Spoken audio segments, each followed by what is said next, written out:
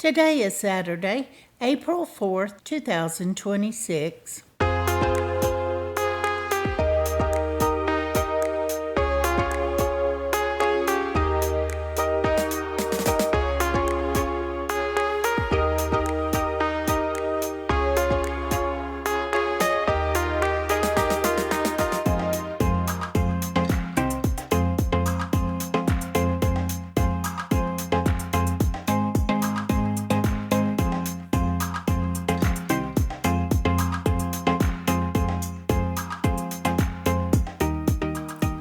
Welcome to the Survivor Fans Podcast. I'm Joanne. And I'm Stacy. And this is the listener feedback show for Survivor 50, Week 6. This one's a doozy.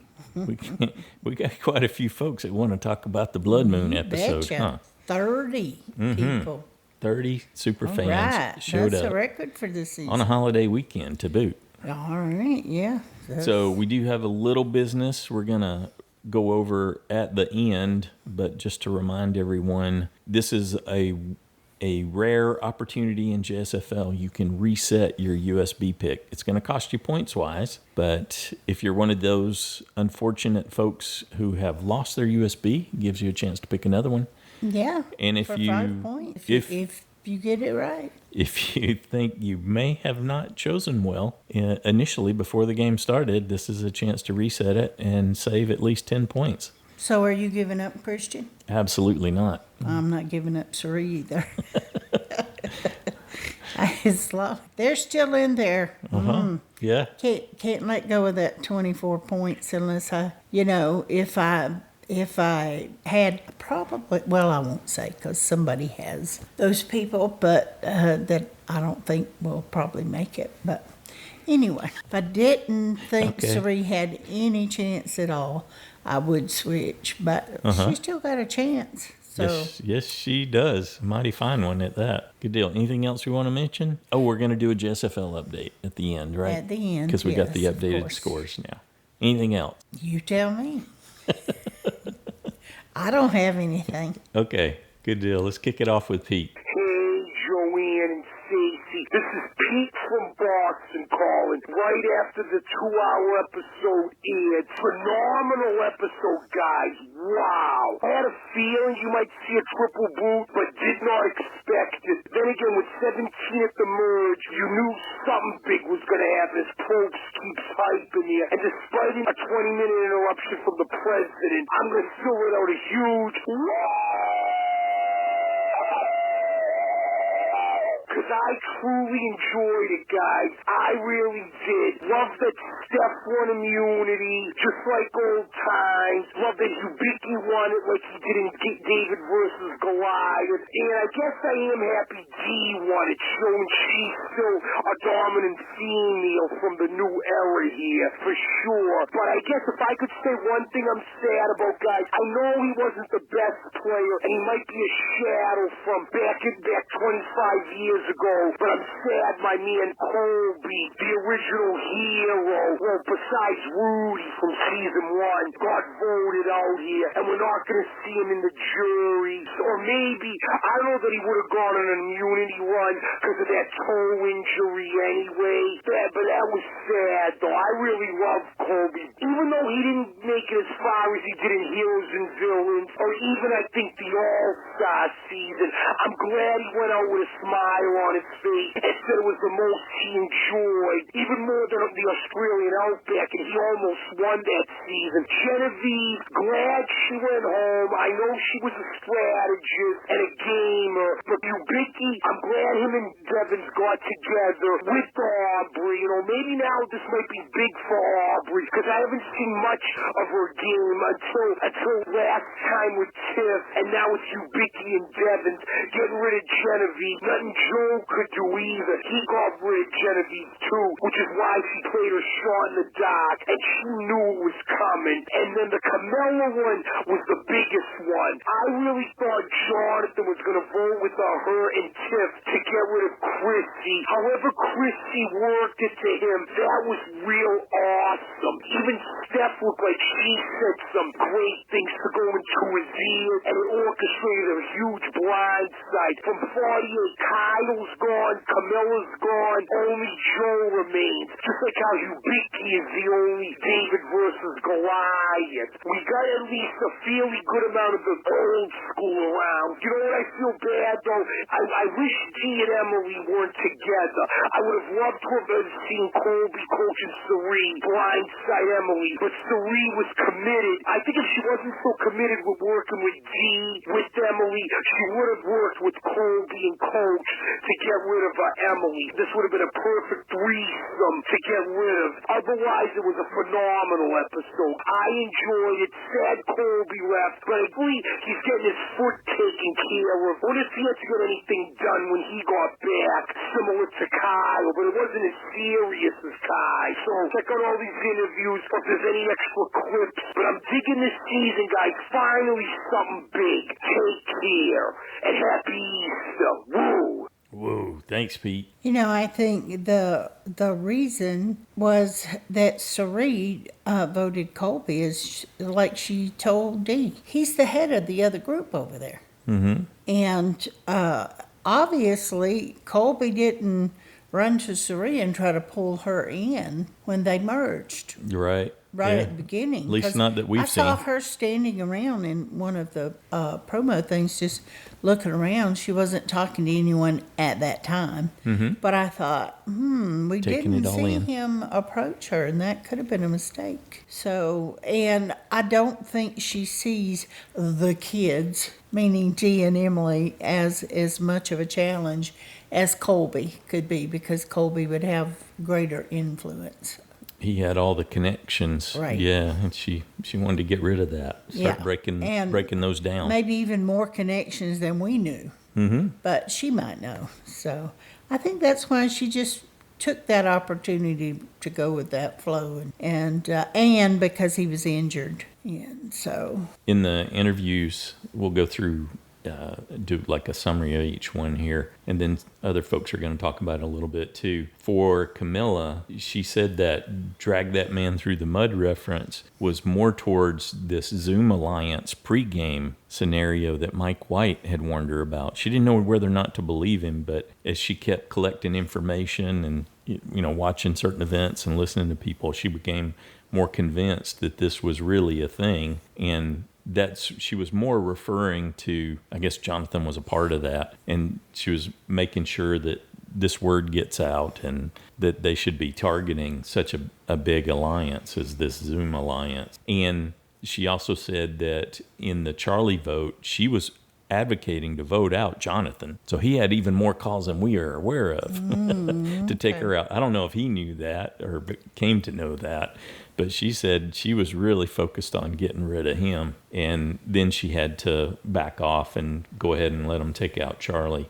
And Charlie's game overlapped more with hers than Rizzo's did, so that's why she settled on Charlie. And she said that Dee was real helpful to her after Kyle got voted out. That did hit her hard, and she was really bummed out by it. And Dee had, similarly to over on Sela, Dee had organized a fashion show where they all like swapped clothes and did a fashion show. But the guys thought it was maybe some kind of requirement for an advantage or an idol that that she had come up with to get them to do this. It was like if you could get everybody to do this fashion show and get the guys to wear this person's clothes, she could make us do it. She'd get some kind of advantage out of it. Yeah, so they were like thinking way ahead of the reality. They're really thinking of what the fans might have them do. Yeah, so it's working. It's working. I loved hearing that. Yeah, because that's how far that was working into the game. Yeah, that was fun. With Genevieve, she said the primary reason she gave the idol to Ozzy and then shared it with her tribe was just to build trust, because she got out there and she had no one, and there's all these connections, the pregame connections, then them playing together in the seasons connections. And she definitely did a better job of going after alliances and getting to know everyone. Yeah, it was working from what we were shown. At least she did get that goodwill. Well, she made a big mistake in showing her true self to Christian, because that's just she was at the she gotta go end of her rope though. When he had seen her season, he knew he'd already had a a doc on her. He knew what she was up to and how formidable she was. He just got to experience it firsthand. Yep, that makes a difference. And she said the thing with Aubrey came from Kyle had told her that Aubrey was dragging her pretty bad with everyone else on their tribe. And that's really what kicked it off, and had described Genevieve as such a scary player. Well, and Aubrey, no bones about it, she straight up didn't trust her at all. And she didn't hold back on that. And she didn't tell Rizzo that she had sent the idol, and she actually said that it was probably from Aubrey or Tiffany to try to build a rift between them over it. So she must have explained it, or had already explained the whole boomerang thing. So that could make Rizzo be more suspect of Aubrey and Tiffany. So that was pretty clever. So it was more than what they showed us in the episode. She had an ulterior motive to Maybe, but it could have stop an backfired alliance. if she had stayed. But doesn't matter now. And Pete just alluded to it, that Colby mentioned in his interviews that his foot was actually, it was infected. It was swelling and hot to the touch. He didn't just have a problem with his ligament. He had a very severe infection. He said he made an incredibly bad choice to go barefoot on the trail to try to toughen up his feet the same way that Ozzy did They should have done this that one before he time. got And when out. he did, he ended up stepping on something, and they couldn't find where the puncture was, so they didn't know for sure. He was even bargaining with Dr. Joe. It's like, just let me stay in. I'm pretty sure they're going to vote me out. But, if it doesn't, then you can take me out on the medical, because the infections can go so bad quickly. Yeah. Yes. That can be a life-threatening and quickly. And the thing that I loved the most was that he said that he and Q, back on the original Vatu, they were given consideration to throw in the challenge. And then when they got shuffled to the new Kahlo, they were looking at throwing the challenge too, so that they could get their votes back. And he said, when you saw Joe huffing and puffing like he was gassed, that was Joe faking and throwing the challenge until it got to the end. Trying to. And then Joe's ego, he didn't want to have to face his buddies at the firehouse losing to Jonathan and Ozzy. That's what you think. Took back That's over. your thought. Yeah. Well, that's what Colby said he thought. Yeah. And I was just repeating that part. It took over, and Joe came back and won it. Yeah. So that was He interesting. said, oh, no, I have to. Yeah. So Joe faking exhaustion was them actually in the midst of throwing it. I think he said they tried to throw a couple times, and it just didn't work out. I think one time because Sela was so bad, and then another time that they just couldn't get past. And then he also said that he really appreciated Probst referring to him as Donaldson. He said he hadn't done that by his last name in over a decade. So that was a nice little Yeah, I tip of the enjoyed hat. hearing it. Because he used to. Yeah, good stuff from the interviews. There's lots of them out there given the 3 eliminations. Thanks, Pete. Next up, we got a call from Christiana. Hi, Joanne and Stacy. This is Christiana from Massachusetts calling in with my feedback for this week's Blood Mood sponsored episode of Survivor. I mean, the amount that branding came up, you would think it's like Applebee's or like Nokia back in the day or like an actual company. Every single person was parroting that talking point. So good job, Jeff. You got your little shtick that you wanted. I haven't called in a couple of weeks, so just some general reactions to the season since I think episode 2. I mean, I'm loving it. I think the dynamics are so interesting.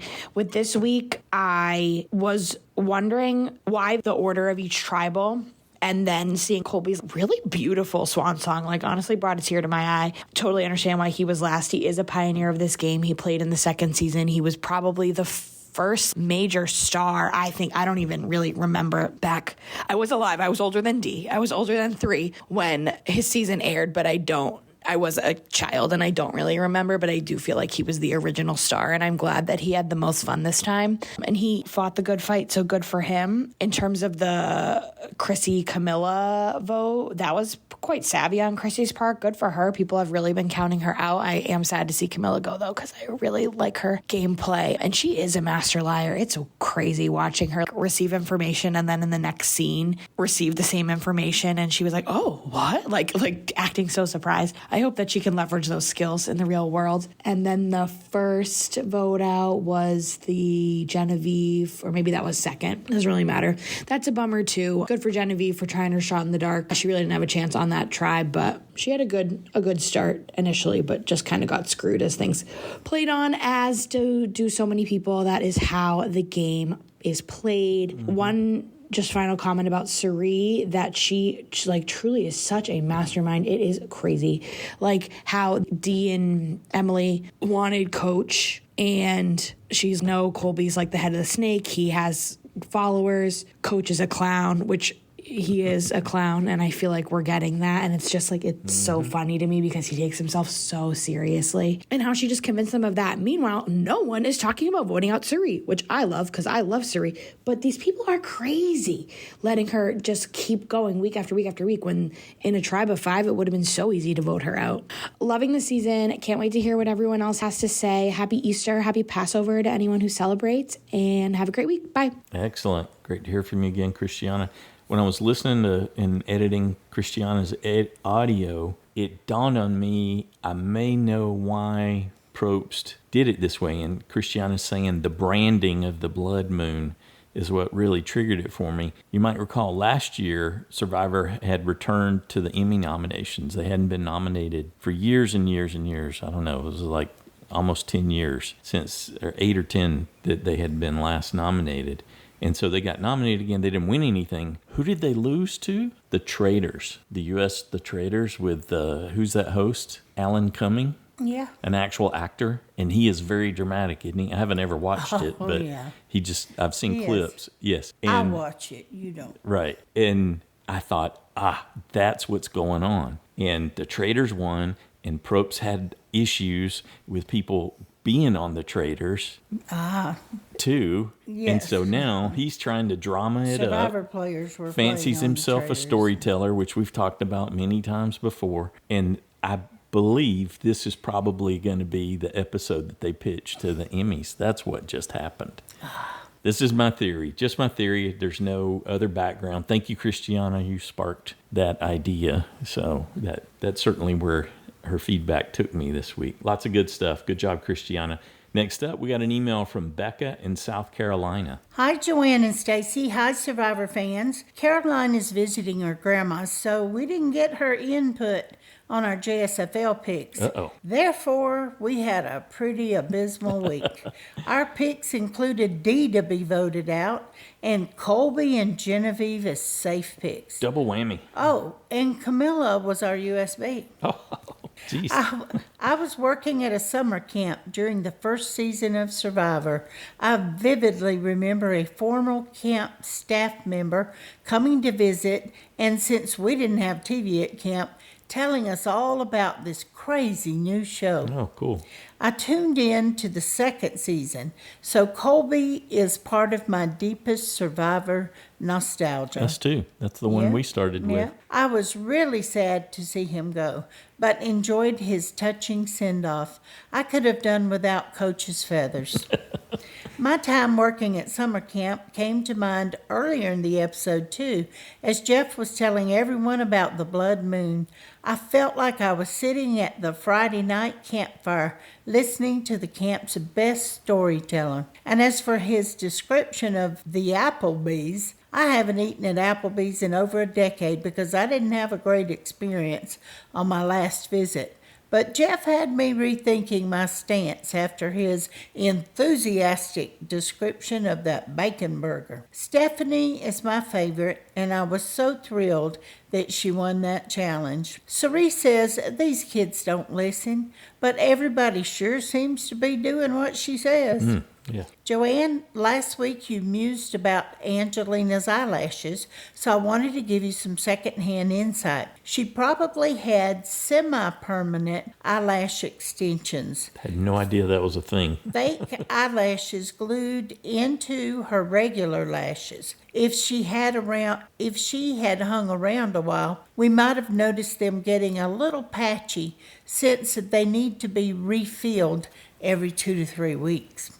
I saw a friend applying her false lashes one morning and asked her if she went through that process every day. She proceeded to tell me about how she'd love to do the extensions, but it wasn't in her budget. I wonder if eyelash maintenance costs would have factored into the jury's decision if Angelina had made it to the end. Ha ha. It was nice to get some words from Tiff this episode. I hope she doesn't go off the rails in her determination to get back at Jonathan. Or maybe I hope she does, since we put her as our vote off. My stance is, as long as it's not Stephanie. Always looking forward to hearing from the Survivor fans. All right, thanks, Becca. Up next, we have a call from Chris. Hey, Joanna and Stacy. Hey, Survivor fans. This was another great episode. For years, I've been thinking Survivor can be anywhere in the ocean they want to be, and there's always a total eclipse of the sun. So they ought to do a season around that. And we got the Blood Light episode, which introduced a new feature of JSFL as far as I'm concerned, and that's losing on save points. But it was a great episode, and I wrote a bunch of notes down. They're somewhere else. I need to get this in. I just wanted to say that I'm glad that Chrissy redeemed herself, and she could have stayed in that immunity challenge till the end. She gave it up because she knew her tribe was already going to win, and that shows what a team player she is, and she's, at any rate, probably got so much camera time now she'll be going home next week like these other players I didn't really know well enough. I thought they were good for another week. I hope y'all are good for another week. Have a good one. Bye. Excellent. I love You that. never know. Bud Light. Yes, Yeah. honey, I got it. That was good. Thanks, Chris. Good job. Next up, we got a call from Rebecca. Hi, Joanne and Stacy. This is Rebecca calling from Northern California on the Sausalito bike path, staring at Mount Tamalpais. Happy to be home again and getting over my jet lag. Hello, everyone. That was a fun episode. I'm interested to hear what everyone else has to say, but I felt like the hype given to it will never be the same after this. Oh my God, we're changing the game forever. I thought it was a little overhyped. I'm in the large minority that I thought the episode with the country singer was awesome, but I felt like this episode with the blood moon was so overhyped. There were 3 tribal councils. Yeah, it's a twist, but I don't feel like it changes the game forever unless every single episode from now on, there's going to be 3 tribal councils. And honestly, I was so fatigued from traveling and then working a lot. I fell asleep watching it, tucked into my bed before tribal council. And so I watched that part again a couple of times, and I could doom scroll multiple tribal councils forever and ever and ever. I found it awesome to have one after the other after the other. It was super exciting. I had picked Colby for sure, and I put him as my vote out. I didn't want Genevieve to go out, but I thought for sure she was going to go out on her tribe because Aubrey had the idol. Aubrey had made more connections, and I thought Aubrey was going to outplay her, which is good for Aubrey because she's finding her footing and she's definitely playing better than in the beginning. I thought Camilla was going to go out because she was the swing vote last time, and she didn't seem to have as firm a footing. We didn't have a lot of information, so we could only choose one vote out, but how cool would it have been to get 3 vote out points? That would have been super cool. I don't understand the whole arc of sending them to Exile Island unless they just had to make them even playing teams, so they threw that in. And I found these tribal councils to be very emotional, extremely emotional. Colby went out like a boss. Camilla went out like a champ, and Genevieve went out like a rock star. Here, Aubrey, we've been fighting, have my nice jacket, treasure it. I just thought, oh, and Colby being like, find the joy in this game. It was a very emotionally touching episode, and I very much enjoyed it, but I found it was overhyped for the Blood Moon. Hey, it was cool. 3 tribal councils. We haven't seen that before, but we've certainly seen 2 a lot. So I didn't think it was game changing, but it was darn fine entertainment. Oh, but I could really do without the Applebee's commercial because I'm such a snob. I find myself going, ew, yeah, cheddar burger, bleh. But that's just me. If I won one of those fast food challenges, I'd be like, pass. Do you have any steamed green beans? Poached salmon? I'll take that. Actually, just send me to Ponderosa. I'll take my meal there. Yeah, I'm a snob. Anyway, I'm happy to be home. Gonna bike Napa Valley tomorrow, and I'm talking fast so I can get it all in. Thank you, Joanne and Stacy. I really can't wait to see if people think this was the coolest thing ever, overhyped, or just freaking cool. I'm in the camp of it was freaking cool. I'll watch the channel with multiple tribal councils anytime. Happy days, everybody. Bye. All right. Thanks, Rebecca. Yes, but we saved on our safe picks. Yeah. Having to choose you only get 6 times per person to have them safe. So it did help with that. So. Yeah. You were curious how that was going to work out when it all started, right? Yeah, I was kind of like, well, do we need to change this? You're like, no, we're not. Absolutely not. Next up, we got an email from Matt-n-Summer in East Tennessee. Hello, Joanne, Stacy, and Survivor friends. Another great episode, in our opinion. We hadn't realized it was a 2-hour episode, which turned into a 2.5-hour episode. Despite this and adding that Matt had to get up at 5 a.m., we watched the entire show and wanted more in the end. Highlights for us included the initial chaos of 17 players hitting the merge beach all at once. We quickly noted the lack of a merge feast, disappointing for the castaways, sure, but it provided a great opportunity for people to immediately wander off in small groups. Wander they did, spilling the tea left and right the whole way. So fun to watch. The only part we didn't care for was Ozzy and Rizzo going to Exile Island. We get that it gave us the right numbers to split the tribe into 3 teams, but what did those 2 do while they were gone? Maybe we get some footage on the next episode. The Immunity Reward Challenge was a winner for us. Yes, we know we constantly complain about the reshuffling into small tribes, but come on, 3 immunities and 3 tribal councils is a great payoff. Maybe Jeff will incorporate this approach into future seasons because he isn't ever going to let the small tribe shuffle thing go. Speaking of things Jeff can't let go, let's talk Applebee's. Back in the early 2000s, we were all eating good in the neighborhood at an Applebee's. But we went to one a year ago or so, hoping to relive old memories of date night back in the day. Sadly, that didn't happen. It was so bad that we hit the Crystals across the street on the way home. Enough said. Yeah, except Crystals are crazy expensive now. They're like Applebee's expensive. We are really starting to appreciate this strategic Jonathan, and we did think he might target Camilla after last week's episode. We would have done the same and voted her off over Chrissy, as Camilla is not trustworthy and Chrissy doesn't seem as cutthroat as she was in the past. I don't know about that. Yeah.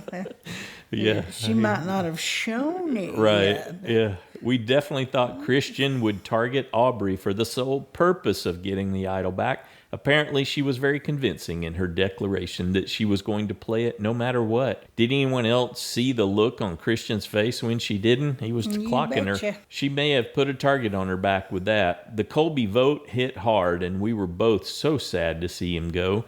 We think he was actually playing a good game and had a chance to go deep, but the Survivor gods were not kind and too much was against him this go-round. He is just a great guy. There's like too much against that whole initial Vatu tribe. That's you go back and look at all of them, or half of them just getting decimated due to bad luck. The Captain Kirk and Spock alliance has been spectacular to watch, but it is becoming clear that it is not an equal one. Christian is sort of directing Rick's game and making decisions. We think Rick may start sensing this too and may decide to blindside the professor. Another real possibility is Jonathan continues his low-key shark strategy and targets D. In a perfect world, anyone gets a clue and goes after Rizzo to take out his idol if nothing else. But we aren't living in a perfect world these days, so it's not likely. Can't wait to hear what everyone else has to say. Thank you, Joanne and Stacy. Sharing Survivor, especially Season 50 with you and this group is a joy. Indeed, indeed. Thanks, Matt-n-Summer. Next up, we got a call from Ryan. Hello, Joanna Stacy. This is Ryan from Central Iowa, calling with my feedback for this week. I thought it was a good week. I enjoyed the episode. I'm going to get more into that here in just a moment. My stock up, Aubrey. I thought she's having a great kind of an arc right now, kind of seeing her getting some footing and kind of getting her legs into the game, and I like it. I think she's doing a good job. She's starting to get a pretty good edit. My stock down is going to be the producers and Jeff. I am so done with the dividing of the merged tribe. I'm going to push back, Joanne. I'm going to disagree, and I like your feedback on these two options. Option one, they should have gone to tribal council with all 17. They should have had the 3 different groups. That's fine. Have 3 immunity winners. That's great. Have one of the teams that survives the longest get a reward. Awesome. Fantastic. But I would have liked the entire 17 to go to tribal council. They vote, and after they vote out whoever it is, Jeff says, before you go back to camp, we're going to vote one more time. And they immediately go to vote, and they vote out whoever it is for the second person. And they said, well, that was a big twist. Before you go to back camp, let's vote out a third person. They vote out a third person. So that's my second option is they have the immunity challenge like they did. They have 3 winners like they did. And then they have the twist and say, you're going to vote out 3 people tonight, not at once, but one after the other. And the twist is the last person voted out is the first member of our jury. And it'll be interesting in that aspect because I think it would then put a real big twist into going back to camp and figuring out now who do we vote out? Because you can vote out these first 2 people and they're out of the game, but the third person you're voting out is going to be on the jury. And so how do they do that? So love your feedback and thoughts on those 2 twists they should have done. I think they should have done one of those 2 rather than how they did it. I'm so done with you have a merged group, a merged tribe, and then you split them up because you're destroying everything that they have worked for unless you get lucky and you're with 2 or 3 people that you have an alliance with. And then my winner pick. My winner pick right now, I think Christian had a better week. I think he's back on the upswing. He's going to go back to my winner pick. I'm going back to Christian. And now I got to figure out who am I going to take for my USB. Do I stick with Coach, who I probably will stick with him, but then I'm looking at between Christian and Aubrey. Those are my 2 people I'm looking at next. And my final question for you is this. If you had to pick one Survivor season to watch forever, and you could only watch one, all the rest of the seasons went away. You can't pick this season. Which season would you go back and rewatch? I don't know where I would go, but I really have enjoyed going back and rewatching David versus Goliath. Love to hear your feedback. Thanks. Thanks, Ryan. Let's see which one. Wow, I don't know. Micronesia popped to my mind immediately, and then Pearl Island. Winners at War. Winners at War. You get lots of flashbacks to others in it too, and you're just because of all the different winners in there. You've got all their history as part of it. So it'd be between those 2 for me. I would say Micronesia because we have the added memories of spending that time in New York with everybody. Mm-hmm. And the New York trip. Yeah, so that's just a big personal thing. It was such a fabulous trip. Yeah. And getting to see New York City. Yeah, and getting to, find out where to go after and, up till 4 a.m. Do you remember standing in the lobby there, the Ed Sullivan Theater, doing the interviews? Oh, yeah. Yeah. Absolutely. Yeah, I do too. Ozzy kept hanging around, because Amanda, being in the final 3, of course, had a lot of interviews to do, and Ozzy didn't have a lot. So he was like, he'd come stand with us. And we had no room back there. We just had this little bit of space. That was the most cramped we'd ever been. He stood back there and chatted with us until somebody would say, hey, Ozzy, come do an interview. He'd be like, okay. But it was just really a fun trip. First time we'd ever been to New York, and so I would have to say and I really loved that season. Yes, that's one of our all-time favorites for sure. So that's my pick. Yeah, and we already talked about having the big tribal council with them all together. We discussed that, I think, in the recap, didn't we? I know we've talked about it a lot since then. Yeah, but I really did like the idea of the last one chosen being on the jury, because that would That would make a difference. That Who would they add a did or level of didn't. complication we've certainly not seen before. Yeah. Good stuff. Thanks, Ryan. Next up, we got a call from Rashmi. Hello, Joanne and Stacy and all my survivor friends. Well, we had the Blood Moon episode. In my world, it was a red wedding where 3 people were slaughtered. I was not ready to see 3 people leave. Wasn't one of my favorite episodes because we went from a merge to 3 little tribes. For me, it was more like a tribe swap. And I have never been a fan of small tribes voting of people, and that's exactly what happened here, where 5 people voted of 1 person, and Rizzo and Ozzy were safe. So that was it. So whatever Jeff may say, this twist wasn't what I liked. Anyway, I'm still enjoying the show. I'm looking forward to the next episode, and I wonder who the merge boot will be. Will it be Christian because he's the big player there? Who knows? And I was sad to see Camilla go. I would have liked to have seen her play a bit more. I had thought most probably it would be Tiffany who will be booted out, but of course Jonathan was the person who betrayed. So let's see what happens next. Still enjoying the show, and I think this is any day a better season than lot of the previous one, in spite of all these weird blood moon stuff happening. So looking forward to the next episode. Wishing everybody a happy Easter. Hope you all have a peaceful weekend and enjoy your chocolates. On that note, cheers. Cheers. Thanks, Rashmi. Good job.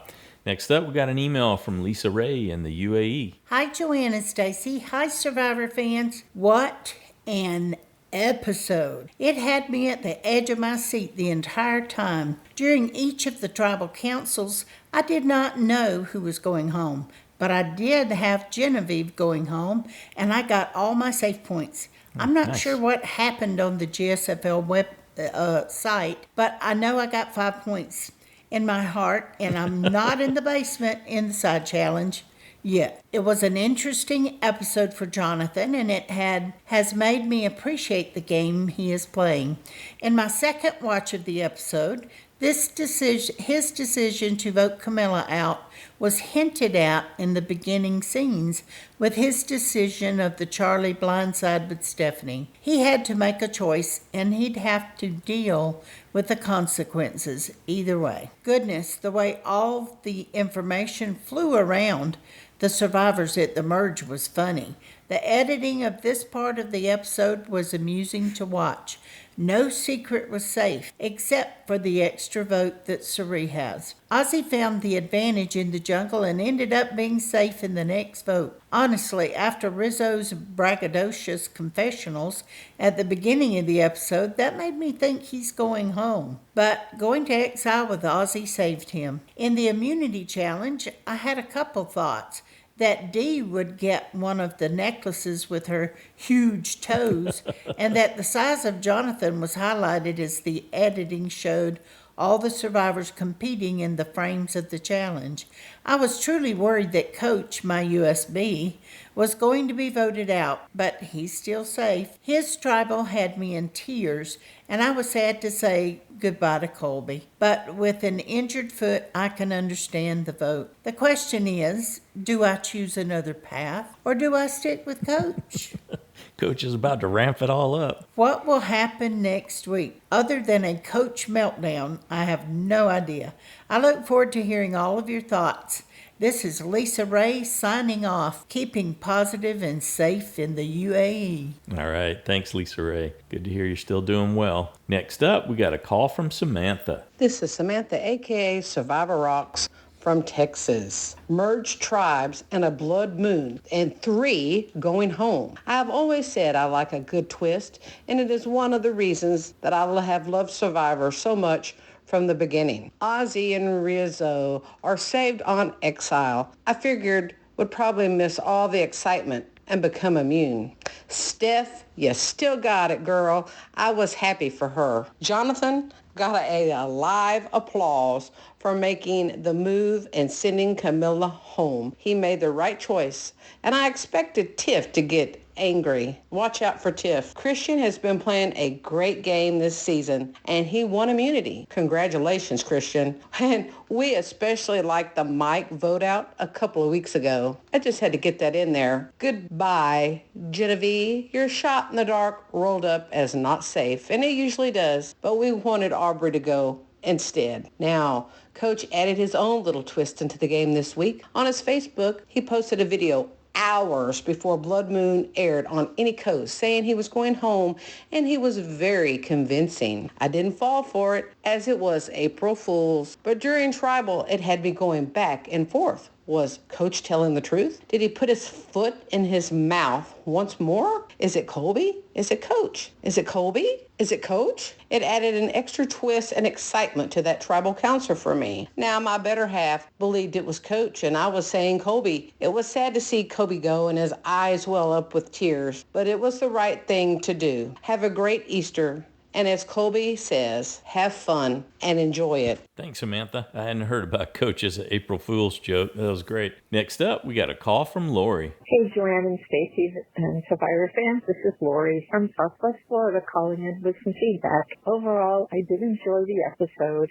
It was sad to see Colby go, but I had him as my pick, so it was kind of offset that because I figured with his injury, he was probably going to be the one to go. I really don't like the split into the small groups, tribes, whatever they want to call it, with only 5 people and one immune and, people who don't have a vote.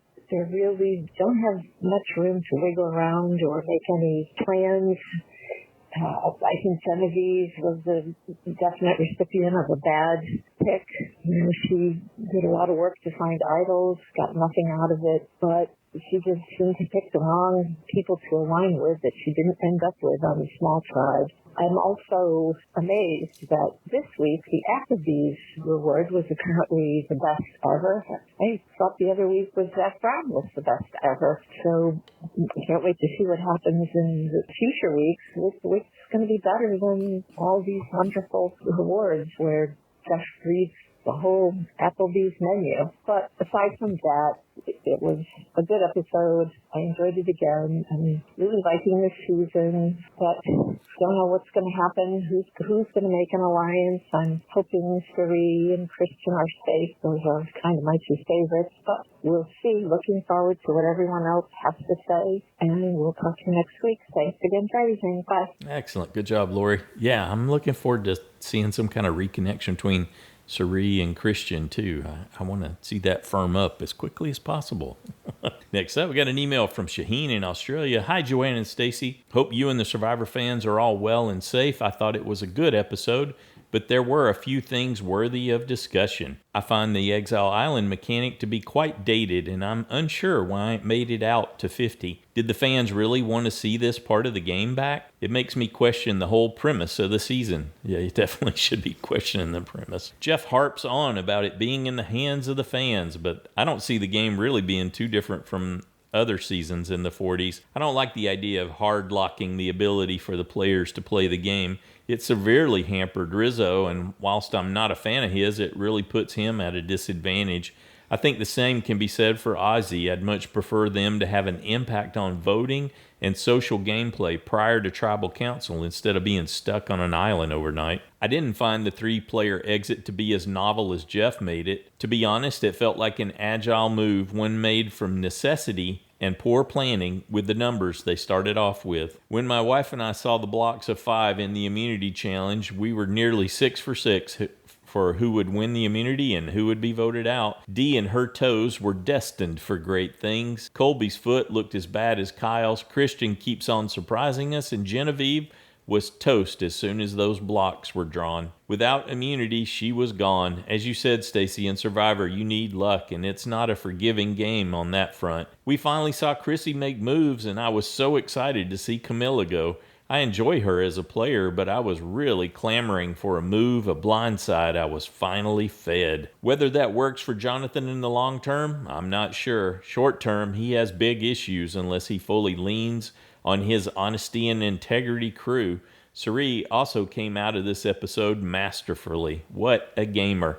I'm not very clear on who will go next. It's a bit of a cluster beep at the moment, and I need time to really sift through the mess of having 14 folks out there merged. Thanks for all you do. Cheers. Cheers, Shahin. Thanks. Good job. Next up, we got a call from Michelle. Hello, Michelle from Colorado. Just wanted to share a few thoughts about this last episode. I do not understand how this twist changes the game forever. Definitely can see how it could affect future 24-player games, but just not seeing how it impacts the game forever. It was sad to see Genevieve go, but definitely took the sting out of it that the producers showed the back search scene. I don't know. Back searches give me the ick. Like, I don't see the harm in just agreeing. Bags are off limits. Let's give everyone, like, just a space that they don't have to worry about during the game. If I'm playing, I'm keeping the idol in my pocket no matter what. But, yeah, just those are my thoughts about the back search. And actually did lead me to this question. With the timing of the back search,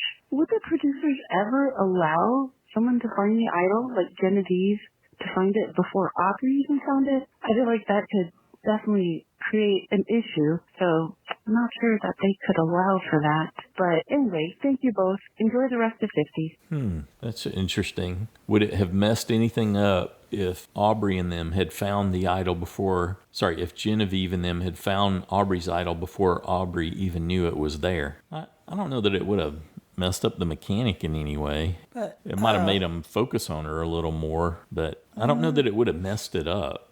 I'll have to think about that some more. Good question. Thanks, Michelle. Next up, we got a call from Drew. Hey, Joanna, Stacy. Hey, everyone. This is Drew. I'm at futsal right now. Futsal. I don't know how to say it, but it's halftime, and it occurred to me. I was sending my feedback, and I was like, oh, I'm going to step up and do it right now before the kids get back to their feral gameplay. But I like multiple elimination episodes. The triple, I like the idea is kind of cool. It's never done before, and it's a big deal. But it took forever. I swear, the tribal councils, just like one right after there, I thought the night would never end. I'm pretty sure I dozed off 2 or 3 times. The first 2, I'm sorry to say, seemed like kind of dead weight. People who I thought at least probably couldn't win anyway, so that's, when they do the double eliminations, it's quick. Just get out the obvious ones and continue the game. Colby, I guess, was the only one that kind of hit me because I just almost Colby. So I was like, I thought maybe he'd last a little bit longer, at least for the jury, but then also it kind of tracks. So I was glad to see him there. I don't know if his heart was super, super in it, and the whole tribal council just felt like a big swan song anyway. So it was almost what's the point of voting, because it seemed like he was the pretty clear choice at that time. But I thought, wouldn't it have been so epic if they voted out Coach? Oh my gosh, that would have been crazy. I kept thinking, I think he's going to be Coach. I think he's going to be Coach. And they've been building up this new persona, but then he's going to get blindsided and he won't even see it coming. And then, no. But I was glad to see Ozzy safe. Not so glad to see Rizzo safe. It's funny, those are the ones I had safe. Those are the ones I had going last week. But I can't even remember who I picked to go this week. I think it was Chrissy or something like that. But it was fine. I mean, the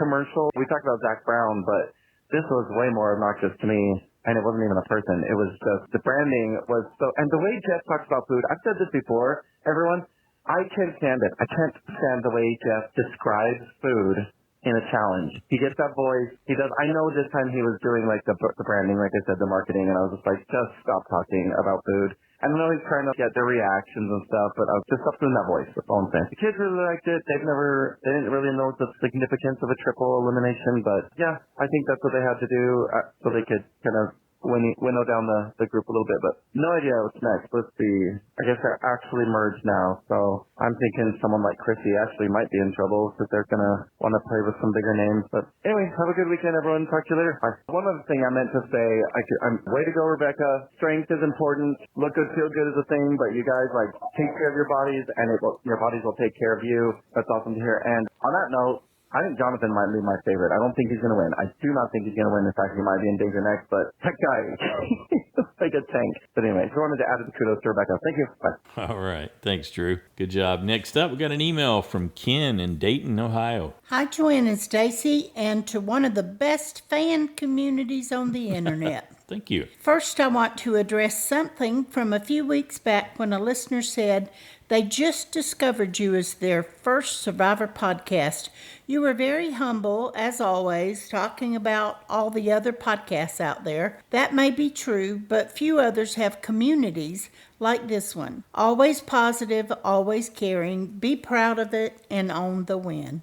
All right. Thank you very much. Second, I just wanted to say that I think the fandom at large would have a lot more fun with the season if they listened to Colby. Find the joy. That is good advice. We all loved this show at one point, and no matter what brought you there, at least some of it is still there. This is the best cast since Heroes versus Villains. It has the most complex and layered strategy of any season. It has editing that is legitimately fooling me on a consistent basis. It has continued story arcs of people we love, and Jeff's enthusiasm is contagious. Find the joy, Survivor family. Colby is a very wise man. All right, thanks, Ken. Well said. Up next, we have a call from David. Hey, Joanna and Stacy. It's David in Pittsburgh, and I'm still recovering from the effects of the blood moon, and I have some questions and some observations. About the boomerang idol, we saw how everyone spread all the information, and so everyone knows that who has the boomerang idols. But do they know about the boomerang effect? So all I can remember is that Christian and Devin know, but did Jen tell anybody that it would bounce back to the giver? I can't remember. And now that Jen's gone and she gifted 2 of the idols, Rizzo, is he the only one that doesn't know? Because she lied to him and said she was the one that wasn't the one that gave it to him. So I'm just wondering how many people know what will happen if they don't play it. Whenever I see Sari on screen, I always have a smile. I start to laugh. And now she's in a poly relationship with Rizzo and Ozzy. And talk about old school, new school. Sari is doing this so well. She was very astute in talking about how new schoolers play the game versus the old school. So it got me to think, what actually are the seasons of the new school and the old school? So I think that 1 to 20 for sure are the old school, and 41 to 50 are the new school. But what about the 30s? We had David versus Goliath in 37 and Exile Island in 38, and those seem like old school episodes to me. So I'm trying to figure out, are the 40s the new school era only? About the tribal councils, in the one, I really liked the way Jonathan played. He went with the old school, thanks to Chrissy, having a heart-to-heart talk with him. He was blindsided by Camilla the last vote, and she seemed really shocked when she went and tells Tiffany, drag him through the mud. Well, I'm sorry, Camilla, who I like. Everyone's seen the game you played and saw how you lied through the whole game, and you couldn't be trusted, so I think Jonathan made the right call. As for Genevieve's tribal council, I felt she was playing the same game that Charlie played, and it bit her in the end just the way it did Charlie. And in the final tribal council, I think Dee is getting a little too cocky. She's talking about the men as her little puppies, that she's going to be able to have them play rollover and play dead. It may have worked with Austin in your season, Dee. It might not work that well this season. And lots of tears were shed on Colby's team and at home when Colby left and he left with class. It was really a great ending to his Survivor plays. I'm sure as the game continues, there'll be more tears shed. I will talk to you guys next week. Bye. Thanks, David. Good job.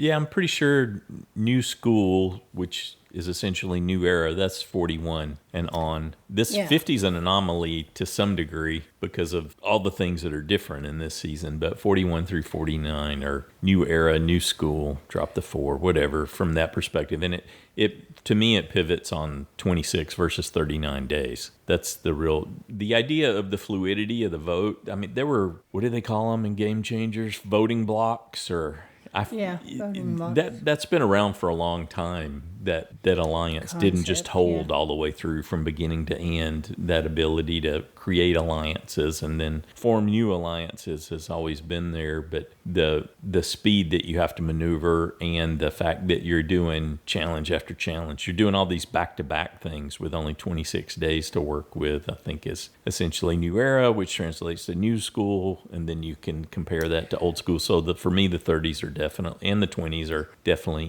in. So 1 through 39 are yes, we have definitely old school. considered anybody from the 30s to be old school. Mm-hmm. But they can play Maybe with not fluidity as too. old school. Yeah, I don't know. That's how I think about it. You were asking, so I'm sure there are different takes on it. But either can go either way. Thanks again, David. Next up, we got a call from Parker. Hey, it's Parker from Indiana, and I have so many thoughts about this episode. Initially, I was, you know what? It's not that bad. Yeah, we lost Colby, and that sucks. But it's a great ending to his Survivor story. He goes out with so much joy, so much grace, so much enthusiasm about the experience. It was so beautiful. His monologue at Tribal was so beautiful, and Cerise as well. It was so touching, and it's a perfect foil for how he was in Here's His Villains. And don't get me wrong, I think that Grumpy Colby in Here's His Villains is super funny, but this is how his Survivor experience should end. Not how it did, but like the mentality, if that makes sense. Because how it ended, I think, is ridiculous. Since the episode, I've reflected on the twist, the blood moon, and I've come to the conclusion that this was terrible. I think the fact that Genevieve and Colby especially, Camilla I felt was in hot water regardless of what the twist is, but Genevieve and Colby especially get so royally screwed over here. I think that they were totally fine if they draw a rock with different people. That's the thing about this, is that it's all so random and it's so luck based. It's not like who played the best tonight, it's who had the best luck tonight. So in reality, I mean, Ozzy played the best because he found the thing and got the heck out of there before he could get voted out. So looking at Colby's game, he was so well integrated socially. Sari was totally right. He was the head of the snake. He had so many relationships.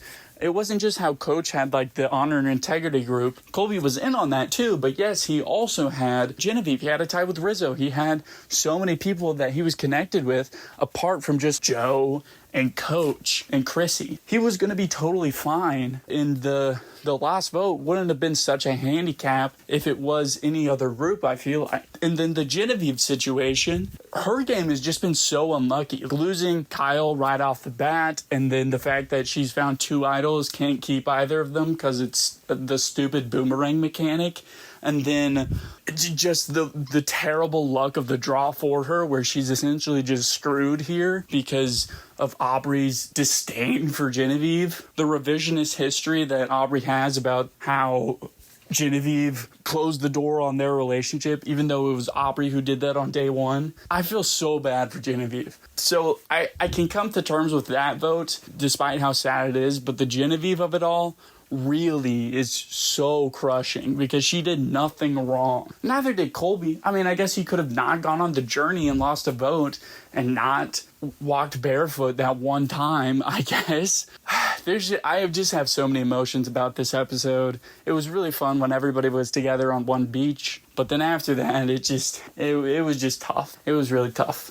And it was tough losing because it's really sad that he's not going to be part of the jury. Just because I feel like that would have been fun. But again, I'm happy that he went out being happy, like not just disgruntled and angry like he was in season 20. So that's all I got. I will see you all next time. All right. Thanks, Parker. Good job. Next up, we got a call from Kim. Hi, Joanne and Stacy and Survivor fans. This is Kim from North Carolina. I'm just taking a break on a road trip to send in my feedback. First thing I wanted to say is I do love the Zelda game that has the blood moon, and I highly recommend it to anybody who wants to play it. It's the first video game I ever played, but I recommend you try it when you actually have the free time to learn it. Now on to Survivor. I really liked this episode. I was kind of sad that Camilla got voted out, and I was brought to tears when the exchange happened with Colby and Sari, and even Dee getting emotional, because those people are going to be connected forever. At least you would hope so. What a unique experience. One thing I'm looking forward to seeing in the future is the end of Coach on the show. I don't know who will get voted out, but I do predict some drama as the results of the vote are revealed to the other two mini tribes. I'm going to stick with Sari for my USB because I agree with Stacy that she's probably looking in a safer place right now, but she's going to have to wise up to Rizzo. Then again, maybe she just uses him. I don't care as long as she makes it to the end. And I think she has strong relationships that will benefit her on the jury, should she make it that far. I actually thought Camilla's thinking about how Colby would be medevaced at some point soon, and therefore holding off voting for him and voting for whoever the other person was she wanted. Was it Jonathan? Anyway, I thought that was some solid thinking. I hate to see her go. I don't know if she'll ever be able to make it all the way in Survivor, but I do like her mind, and man, she and Kyle were a great team. That's all I got to say. Got to hit the road again. Take care, everybody. Thanks for everything. Thanks for the feedback. Thanks, Joanne and Stacy. Happy Easter. Talk to y'all next week. Excellent. Thanks, Kim. Next up, we got an email from Mary in New Jersey. Hi there, Joanne and Stacy. Hi there, Survivor fans. It's Mary from New Jersey, otherwise known as the JSFL player Scary. Scary Mary. But you know what's really scary? Triple eliminations after a merge. Yikes. But can we really call it a merge anyway? If the tribe is immediately split into 3 again and have to compete in new mini tribes after being forced to listen to Jeff read the Applebee's menu, I'm with you on that. I was glad to see Devins and Christian back together, but am I the only one sensing it might be the end of the line for these two? All the players know how dangerous a tight twosome can be, and this pair is certainly this year's showmance. I'm thinking one of them will be out in an upcoming episode, if not the next one. And what's with all the passing on of outerwear this season? I mean, I get the lovely gesture, but the survivors already seem to have extensive wardrobes. Yes, they do. Remember when they only had one outfit a season? Yep. Good times. Genevieve said that it gets really cold, and when you're not eating, some people get way, way colder than others. And so they treasure the extra clothes that people leave behind and put them on in layers. Also good, the bonding between Colby and Rizzo. I know a lot of people, especially my family, find Rizzo obnoxious, but I like the passing of the torch from Survivor 2 to Survivor 49. I'll miss you, Colby, and thanks for the vote out point. Finally, there's this dilemma. Should I switch from my USB Aubrey with an idol in her pocket and Genevieve gone? My girl is in a pretty good spot. She definitely seems to be trending up, like Ryan was saying.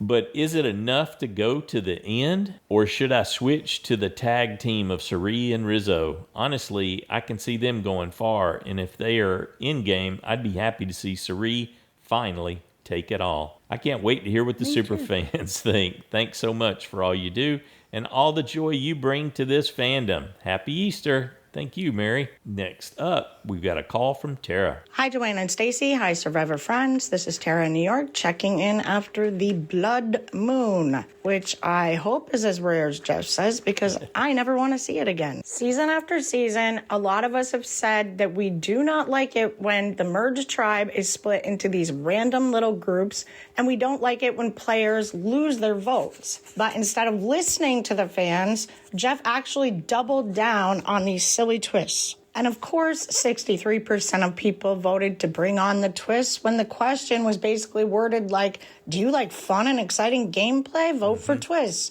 Or are you boring? Then vote for less twists. Yep. It could have been so much better if we were able to vote on this game mechanic, much like how we could vote on the Final Four fire making. It was so much fun watching the chaos erupt when all 17 players got together on one beach. So it could have been fascinating to see them all strategize and go to tribal together as a group for 3 vote outs. But instead, we watched as 3 players that had built up at least some sort of foundation to get them further went out due to bad luck. I think Genevieve, maybe the most unlucky of the 3, summed it up the best at tribal, saying, what's going to be the most impactful is what color rock did you draw? And did your friends draw the same color that you did? It's just my opinion, but I don't think that's the kind of game that most fans wanted to see for this monumental season, even if they did vote for twists. With all that said, and even though I've spent all this time complaining, I swear I actually didn't hate this episode, and there was actually a lot to like in it. Cerie saying she was in a poly relationship with Ozzy and Rizzo was absolutely priceless. And, well, there's just something about Rizzo. I don't quite get it, but maybe it's because he's a big fan that watching him is somehow endearing, and then it's hilarious that he's so lucky. No matter what he does, he seems to find himself in a great position. I also really enjoyed seeing Coach put his foot in his mouth with Dee, and I expect we'll be seeing a lot more of that in the coming weeks. Finally, as much as I hated the game mechanics of it all, it was so much fun to see Camilla stay feisty on her way out and Genevieve show some real class giving her jacket to Aubrey. And of course, there's Colby. As much as I rolled my eyes when Colby was cast, he really proved me wrong. It was emotional to see that he now has a legacy to be proud of after all these years. Next week, it looks like we're going to have a war between new school and old school with Coach leading the charge. My guess, though, is that the more fluid players in the middle, like my USB Cerie, are the ones who are going to come out on top. That's about it for me. I can't wait to hear what everybody else has to say. And as always, thank you so much, Joanne and Stacy. Have a great week, everyone. Excellent.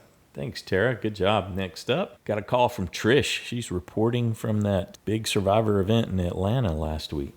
Oh, yeah. Hi, everyone. This is Trish from North Carolina. I had the pleasure of attending the Ron Clark event Wednesday, so I wanted to report on that. The Ron Clark Academy is a charter school, very Hogwarts themed. Ron Clark started the event around 7 o'clock by introducing the players that were attending. Started with Ethan T-Bird, Sugar, Sean Rector, and Rob Sesternino from the old era. Current season players, Rizzo, Savannah, Emily, Rick, Christian, Aubrey, Q, Joe, Ozzy, and Camilla. New era, Christina, Cedric, Sophie, Wendell, Michaela, Star, Steven, Jeremiah, Nate, Shahin. There were others, but didn't catch all of them. Ended with Cerie, Parvati, and Rachel Riley. Lots of applause.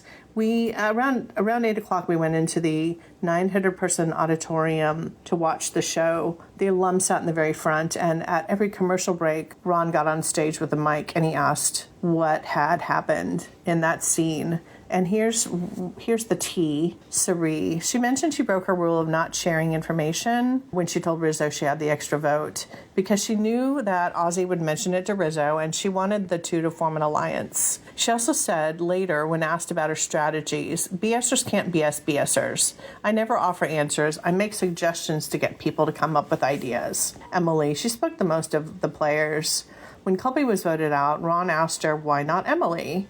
She said, ask Cerie. She wanted us to vote for Colby. And another time when Genevieve was voted out, Ron asked her why, and she said, nice people are the ones who get voted out. Camilla, there was a collective groan when she was voted out. She said that she and Steph had swapped their shots in the dark as evidence of good faith. When it looked like she was getting voted out, she realized she wanted to play it, but she left it in her bag, and she said reaching down to get it would have freaked out everyone. She said she wished she would have put it in a pocket or her underwear. Aubrey was asked, what's up with you and Genevieve? Aubrey said, we were like oil and water from the start. She said that Genevieve did not talk to her the way she talked to everyone else. So Aubrey said, I tried to approach it like a business conversation, and you know how that worked. Rizzo, he went up to the stage when Ozzy was up there talking about Cerie's poly relationship. I can't remember what he said. Honestly, I was so focused on trying to understand the allure of him. And he's very tall, he's very young looking, and he has such a big smile. I think that he's just a very loved player. Christian, Rick, and Ozzy spoke several times. Ozzy very kindly said he was on a nonprofit board, and he was so impressed with the Ron Clark Academy that his organization was donating $10,000 to them.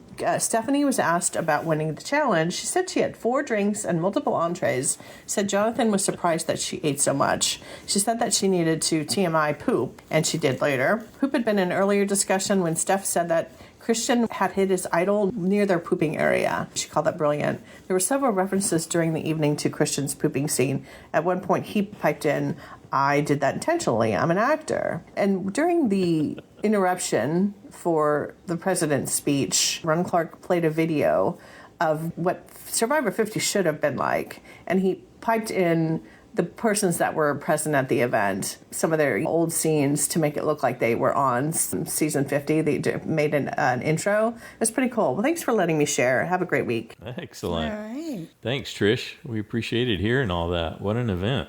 Yeah, I saw a lot of the pictures and some of the videos. Mm-hmm. But yeah, that's great. Good deal. Next up, we got a call from Joe. So, the event that will change the game forever is that they will vote out 3 people instead of 1 or 2. Oh, be still my beating heart. So much dynamics. That was big fizzle for something that will change the game forever. Other than that, I rather enjoyed the episode. Hello, Joanne and Stacy and all Survivor fans. This is Joe from Huntersville. As mentioned, I liked this episode.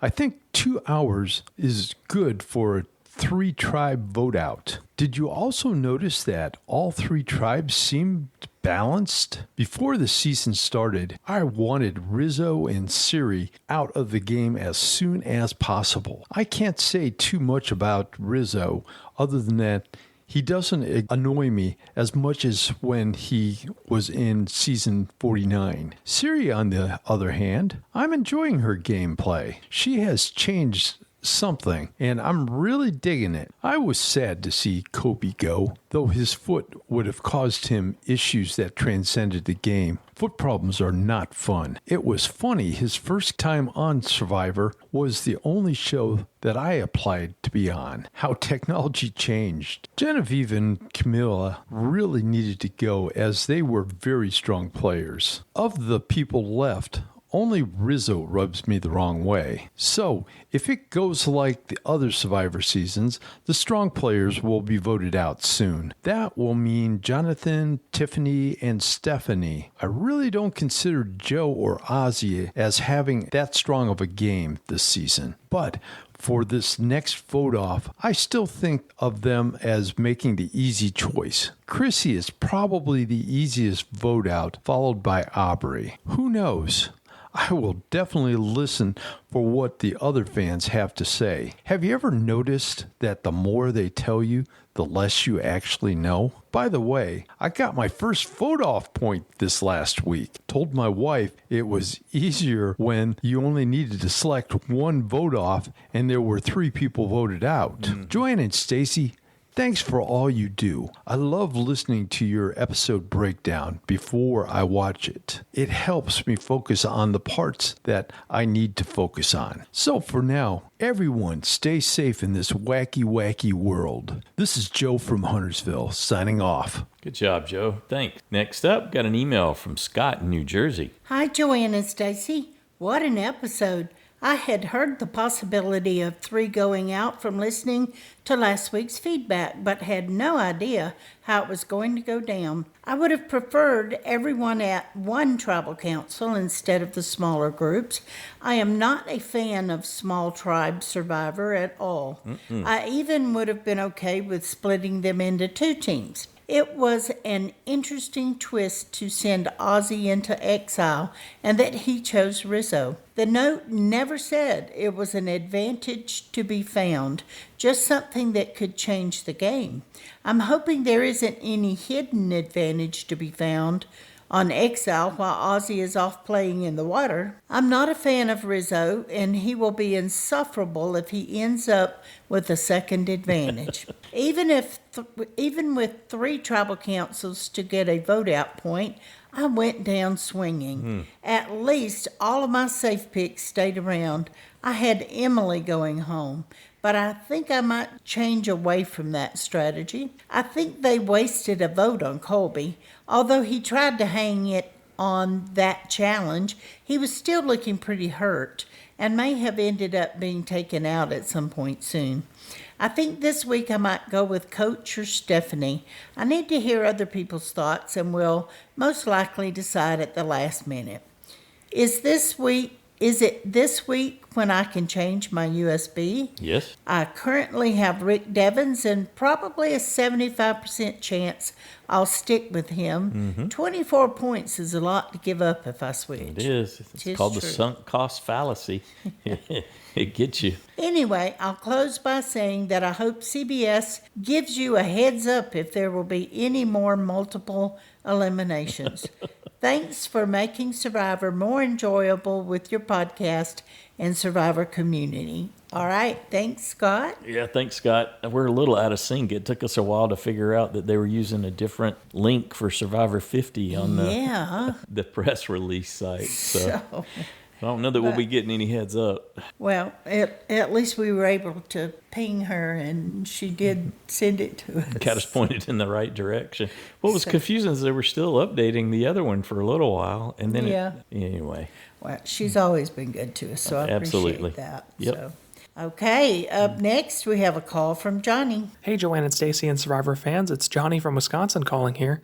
Wow, that was quite the shakeup of the episode. I was thinking more it was going to be 2 players with the most votes each go home in a group of 17, and I thought, wow, that would give a lot of power to the Minority Alliance. That was going to be interesting. That's what I was preparing myself for. And then they just split them up into 3 groups of 5. It's honestly the least interesting shakeup I've seen for that much hype. That being said, though, it was a different shakeup, and it probably helped our boys Christian and Devins and Emily the best out of this situation by splitting them all up into these groups. And the biggest losers were Coach and Jonathan on this one. Wow, they did not see that coming. Jonathan totally made the wrong call. I mean, he said he was going to have to pick a side, but he doesn't know what the other tribes are voting for. He must not have thought Colby was in danger, otherwise he wouldn't have done this. He must not have thought Genevieve was in danger, or else he wouldn't have done this, because Genevieve was part of the glue holding this old school alliance together and being able to possibly rope in Rizzo, Sari, Ozzy, because she had a connection with all 3 of those. Coach doesn't really matter. He could pick one side or the other. He can join Devins. He could stay with Chrissy, Stephanie, Jonathan. It doesn't really matter. The 2 alliances right now are Christian, Devins, Emily, tying in Aubrey, Tiffany, and Dee. I saw a ton of conversations with Emily and Dee and Rizzo together. Even a conversation I saw looking back through the episode, even Christian, Emily, and Rizzo were together talking. I thought that's interesting. And then the other alliance is just Stephanie, Joe, Chrissy, Jonathan. That's it. So to me, no matter which side Coach picks, there's no real majority that Rizzo, Sari, and Ozzy can't manipulate. They decide the entire thing, it looks like, next episode. Sari, Ozzy, and Rizzo have their foot everywhere. I saw Rizzo having tons of conversations with, obviously, Emily and Dee. Also, he seemed to be talking with Stephanie on Scenes from our next episode. This dude is everywhere. So, yeah, it seems like they're just pretty much going to run the next vote. One thing I do know, though, is that Sari is anti-Aubrey, just like Genevieve was, because she's the one who gave up the information to Genevieve about Aubrey's idol. That's something Genevieve didn't even know. So that tells me Sari is not going to be as willing to join the Emily, Devins, Christian, Aubrey alliance. She would much, much rather play with Joe and Chrissy and Jonathan. So that's might be a slight indication of which way this ends up going. But love to hear and love to see what's going on next, and love to hear from everybody else. See you guys. Excellent. Good analysis. Thanks, Johnny. Chrissy and Jonathan, huh? Interesting. Okay. Next up, we got a call from Justin. Hey, Joanne and Stacy and all the Survivor superfans. It's Justin from Michigan. Right when they announced the way that this was going to shake out, with 3 teams, not tribes. Okay, semantics. 3 vote-offs. Yep. I was really dreading this. And the reasons why is because once I saw the groups, it was between 4 and 5 people that were basically options total. It was pretty clear that Genevieve was... her only chance was to play the shot in the dark. She wasn't going to convince Rick and Christian. She had nowhere to go. So she did what she needed to do, played her shot in the dark. So 1 in 6 chance she was going home. And then Colby, he has strong bonds with a lot of people, but he doesn't have a vote, and he's with almost the worst possible grouping he could be with, where he just didn't have much room to maneuver. I thought his argument to Dee was actually really solid. I thought she should have given it more consideration. I think Colby is loyal enough where he would have protected Dee for at least the next couple rounds the best he could. Whereas Coach, I don't think will have that allegiance to D. So I do think that keeping Colby around would have been in D's best interest, but if it's not what Sari wants to do, you don't want to go against Sari, I guess. And then Camilla, so there was a little more dramatics. It was basically Jonathan making that decision. So you had 5 chances to be safe. Either you find the advantage that Ozzy found, or you're chosen by Ozzy. I would have liked him to announce it and then have people campaign to be either taken or to give more advice on who he takes, but I guess they didn't have the full explanation of what was going to happen, so he just made the decision, or maybe he had to make it quickly. But so there's 2 people safe there, and then 1 out of 5 chance in your grouping in the immunity challenge, although it's heavily weighted towards the smaller people having the advantage in that type of challenge. I guess I'm okay with that. But I was listening to the Specialist podcast for their recap, and they had an interesting idea, which I think would have been much better if we were stuck on 3 tribes going and 3 vote-offs this episode. They said, why didn't they split it up, have everybody do it individually? The first 5 that drop, that's one team, that's one grouping going to tribal. The next 5, that's another grouping going to tribal. And then the next 5, that's another grouping going to tribal. So at least you have some decision when you're standing up there and the 3 people drop and they're all 3 people you're good with. You think you can work with them. Okay, now I'm strategically going to drop. And then that 5th person that drops would be the final grouping. I guess I don't know what they were thinking on who would win immunity out of each of those groupings. So I guess that part kind of falls apart. But it's something interesting like that instead of just a rock draw. So I didn't like the mechanics of the episode. I didn't like the vote-offs, but I'm looking forward to actual merging. I hope they don't keep splitting them up into small groups. And looking forward to what everyone else has to say. Definitely with you on the no small groups. I didn't track that other option. I didn't really get that. But the thing with Ozzy, it said that he only had 5 minutes to make a decision. So he was under a time crunch to decide who was going to go with him. Yeah, that is pretty tight. Mm-hmm. Thanks, Justin. Next up, we got a call from Jade-n-Christine. All right. Hi, Joanne and Stacey. This is Jade. I'm Christine. From Hawaii. Aloha. So we are loving this overall season. Mom has a little cold, so she's got a bit of a voice issue. But we're going to try to do feedback. We are loving the return players and just enjoying seeing everyone again. Mom, who did you choose for your USB? My USB is Sari, of course, the queen. I chose her because I really want to see her win this time. She's come so close, and I think she deserves it, right? Yeah, I would totally be fine with her winning. I actually am sitting out of JSFL because I could not pick a USB. I just couldn't do it. There was so many people I wanted to cheer for. I think I probably would have ended up picking Christian because that's who I was really leaning towards, but I'm enjoying just like cheering for everybody. Yeah. So what's a highlight for you from the first half of the season? Oh, the energy. It was so joyful when it first started. It seemed like everybody was out there just to have fun. Yeah, it's so true. And I think the old school players are doing well. I feel like in Winners at War, they were a little bit more stubborn, and this time they're more willing to kind of change the way they play. I mean, not Coach, obviously, but others. And what did you think of this merge episode and the Blood Moon? Blood Moon, come on. Makes me think of vampires. I think it would have been great to see everyone go to tribal. Yeah. And have more like a live tribal where they had to decide right there. Yeah. Without any kind of discussion, or maybe the second or third person voted like they out. think they're voting out one, and then Jeff is like, "Guess what? We're voting out another and another." Exactly. Something like that. Yeah. The little tiny tribes just not doing it for me. Yeah. I thought it was fine. I didn't absolutely hate it, but I also didn't love it. And I didn't feel like it was any different than what they've been doing. It's pretty much the same thing, just 3 instead of 2 groups. Yep. What do you think is going to happen moving forward?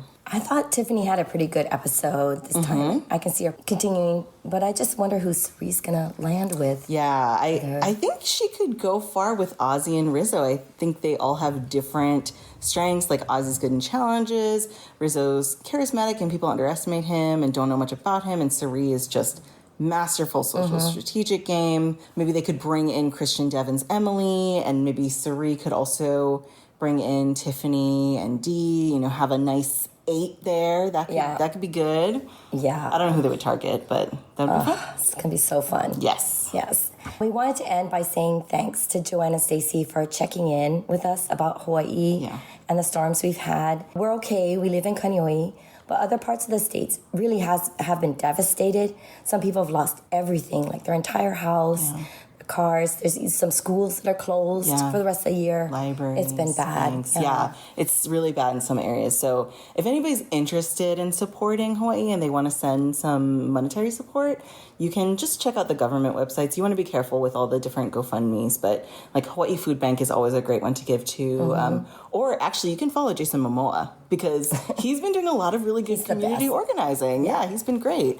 So anyway, thank you everyone for your support, and we look forward to hearing what everyone else has to say. Yes. All right. Thank you. It's good to hear from you. Yeah, very much. Glad to hear you're doing okay. Next up, we got an email from Josh, the Plush Moose from Massachusetts. Dear Joanne and Stacy, well, it took 2 days and 2 different program services, but the episode was definitely worth the wait and a fine one to watch. I'm sorry to see all 3 players go, but as the line goes in the 80s movie Highlander, there can be only one. My other observations, Genevieve would make a great Baroness in a live-action G.I. Joe show.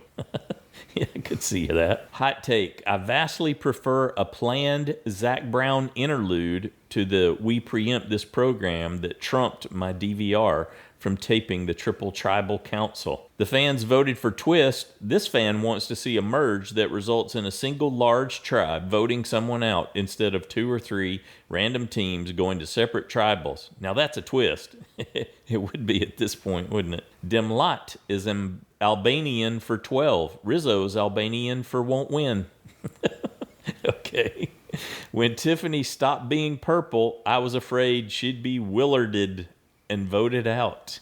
Palau. Yeah, nice Palau reference. Joe says there are 17 legends in the merged tribe. That's either Culpepper math or he's including legends in their own minds. I wonder if Devins knows that "Oh Captain, my Captain" refers to an assassinated president and not Captain Kirk. I didn't know that. That's interesting. I wonder if Christian knows that. Rizzo totally nerded out over meeting Christian and Coach. I was surprised he didn't have them sign their trading cards. Psst. Aubrey has an idol, played out like the old Fabergé Organics Tell Two Friends commercials. And you tell 2 friends, and they tell 2 friends. What happens to a returning boomerang if there's nobody left to catch it? It figures that Christian searched for the twist exactly like a robot would. Oh, good observation there. The moment Ozzy said, I hope it's not exile. I hope it's not exile. You knew that's what the Survivor gods gave him. That was perfect. It was fitting that announcing them merged and then immediately splitting into teams happened on April 1st. Yeah, how apropos. I wonder if Jeff will get residuals for his extended Applebee's ad. Sending Ozzy to exile to decompress and swim is like sending Sugar to hang out in the Sugar Shack. Tiffany can scramble with alcohol in her system. Jonathan prefers protein and carbs in his. The agony of defeat. Bunions, pigeon toes, big feet, and tiny perches are a poor fit. Genevieve was a sitting duck, and now she's gone. Did Jonathan step on her? Nice previous episode reference. Devins wanted to be cool as a cucumber, but feared he was in a pickle. How did you not go with Pickle Rick? I was expecting a Pickle Rick. Genevieve saying that others need to keep up with her isn't how to make friends. It's from a show called Rick and Morty. Genevieve saying that others need to keep up with her isn't how to make friends and influence people. Dee wanted puppies, Colby and Coach, to sit, shake, and roll over. One had to play dead, too. When Camilla and Jonathan shook hands, her hand disappeared. That's a large man. Coach put his foot in his mouth when he lied to Dee. I hope he removed that nasty toe ring first. It took 2 seasons, but Fiji Transit finally canned Camilla for running over passengers with her bus. Dee and Emily called Coach the tail of the snake. I know he can be an ass, but I didn't know it was species specific. If production had used the video game's Blood Moon twist, we could have gotten an outcast tribe like Pearl Islands. Yeah. Could someone please explain why the winning team voted first? Isn't there a $1 difference for vote out order? Yes, there. Yeah, there definitely is. Well, we don't know about this. Historically, season, there is. Yeah. Yes, historic. Note to Jonathan, the swing vote this time is often the piñata next time. Sadly, Genevieve had a point. Sometimes the biggest impact on your game is what color rock you drew. It was fitting that Ozzy and Rizzo were set aside and marked as safe from ejection on a Passover episode. Cerie's been getting off her couch for 20 years. She must have killer calves by now. Next time, Jonathan's lies bring conflict with Tiffany and Dee coaches in full vengeful Dragon Slayer mode, and a line in the sand means war. Are Jonathan and Coach the next to fall? Yeah, it could be a double with them, huh? Anyway, that's it for me for now. Thanks, Joanne and Stacy, for all you do. I can't wait to hear what the other fans have to say. Stay safe, everybody. Thanks, Josh. Good job, I bud. don't understand what Coach is so upset about, though. He's the one that voted Colby out, too. Well, and it could be, it seemed like a rare level of self-awareness for him that he realized he put his foot in his mouth. So it could be fallout from that, realizing that he messed himself up and now he's just mad at the world. Kinda egg on his face. Yeah, the more he thinks about it, the more wound up he gets. I don't know for sure. We'll find out next week. But more likely it's someone calls him out for throwing that Colby vote. That would be enough to set him off. Someone like maybe Joe. Yeah, could be. Ask him a little question. Or it seems like something Rizzo might do to wind him up. No, Rizzo idolizes him too much. I'm not sure who would do that of this group. Emily would. Yes, Emily would. With that blank face, that blank expression. Absolutely would. Yeah. Well, At the... I'm really surprised you voted out Colby. Yeah. With Dee prodding the whole thing behind the scenes. Yeah. Good deal. Thanks, Josh. Next up, we got a call from Jeremiah. Hello, Joanne and Stacy and Survivor friends. Jeremiah here with my thoughts about the Blood Moon episode. So in the end, the big will change the game forever was 3 people being voted out in the same night. Okay, Jeff, I mean, I feel like, as you all said, a little hyperbolic there. Not sure how that is going to change the game forever, but as you said, Stacy, it's definitely history in the making. And this season's already had that, just having 24 players. Yep. Now, many people started to track that is exactly what was going to happen. Now, in JSFL, of course, we only had the opportunity to pick one person. So I just stuck with Genevieve because I knew that she was one of the people I had on my short list that could be in danger no matter what happened. So that paid off for me. But in the end, this twist more felt like a supersized version of Mergatory. They earned the merge thing. But when you have so many players, I guess we had to assume that something like this could happen. It's either that or just a bunch of double boots. I didn't hate it, but I will admit this is a very dangerous thing for players. Lots of luck involved. Anytime you split up into groups, you have to worry about which group you're going to be in. What I think would be exciting is if in the 50s, they do stick with this idea of having more than 20 players. Maybe it doesn't have to be 24 every time, but 22. And maybe you do have this big moment of 3 people going out in one evening. That could be interesting if that is going to be a change they're going to hold on to. Because I like the idea of more people having a chance to make it on Survivor. I do agree with you all that Carissy and Cirie, I felt like had a really good episode. I also like the position that Tiffany and even Aubrey is in, especially since she was able to hold on to her idol. As for the 3 vote-offs, I do think that the Kobe vote felt more like a mercy kill than the Camilla and Genevieve going on. Not too surprised because those 2 players are very dangerous. But I did get a little emotional during the vote with Kobe. That whole moment with them talking about those 3 legends and what they have meant to the game and what it's meant to their lives. It really resonated with me because obviously I've talked about this before, but this show has meant so much to me in my life. Very good stuff. Side note question for you all. It's about the shot in the dark. Now, I've always liked the shot in the dark overall, but I was telling my wife, would it be more exciting if they had the 6-sided die with one side, of course, saying safe, and they had to roll it live to see if they are safe or not? I think it'd be more exciting television, but it probably takes up too much time. What do you all think? So overall, this, though, was a very entertaining episode, but what is going to happen now that we're officially merged? And should we change our USB? I am going to keep Aubrey. I don't see any reason to get rid of her. It's 24 points. And I have no idea who's going to win this season. Just like I have no idea which alliances are going to stick together for next week. Obviously, there's some players like the Christians of the world that I'm still worried about. But maybe it'll be Jonathan next week? need to ponder this a little bit more and get some more information. Hopefully the other listeners will have some thoughts on this. And that's it for me. You all take care until next time. This is Jeremiah from Southern California. Outstanding. Good job, Jeremiah. What do you think? About?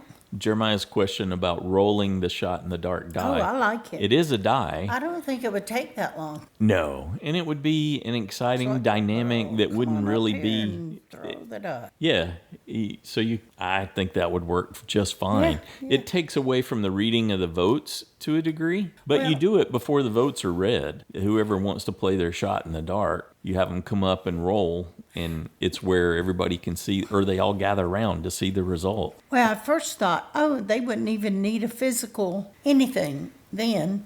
They just know everybody had one. But that wouldn't work because then you couldn't bargain with it, give it to somebody. Or Why not? They already have it. Honey, I'm saying if they did not have anything physical. Okay. And all they had to do is say, Jeff, I want to use my shot in the dark. And then they just go up, Jeff would have the die, and they'd throw it. Okay. But So I'm that's like a saying- change on top of what Jeremiah was talking about. Yes, it was. Gotcha. Catch That's why I Catch didn't up. track it. Okay. Yeah, I guess that could be a variation. But to your point, you It wouldn't be able wouldn't to work well. bargain. Yeah, Yeah, exactly. so I would cancel out. That was the that downside. too. Right. But I don't know that there is a really downside to what Jeremiah was describing. No, there wasn't. And it would add an exciting action element instead of that being decided and then revealed. Yeah. Good stuff. Thanks, Jeremiah. Betcha. Next up, we got a call from Jen. Hi, everyone. This is Jen in California, and here are my thoughts on Survivor 50, Episode 6. Was this a merge? Was this really a merge? There was no merge feast.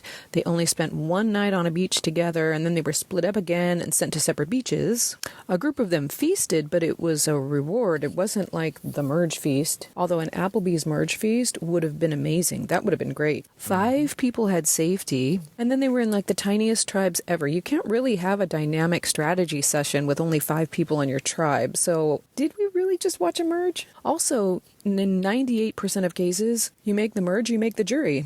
I think that all 3 eliminated players probably could have effectively stayed away from being voted off by hiding in the large group if all 15 went to tribal council together. I mean, Colby was injured, so there was that, but Genevieve and Camilla, I think, would have had a fighting chance. I think a real twist would have been if they sent them back to separate beaches to strategize, and then they brought them all back to one tribal council and had them all vote 3 times. I think that would have been so chaotic, and I would have loved it. As for who's playing the best game, I'm not sure, but I'm going to give Coach Sari, Ozzy, and Stephanie kudos for making the merge, because with so many seasons under their belts, they've done something right to still be around. And I'm going to put Aubrey in there too, because this is her 4th time playing, and she has had a really rough time, but she's still in the game. And she tends to start slow and build up steam as the game goes on, so I think she's one to watch. I still haven't chosen her as safe on JSFL yet, though, because I just can't trust that she's not the number 1 target.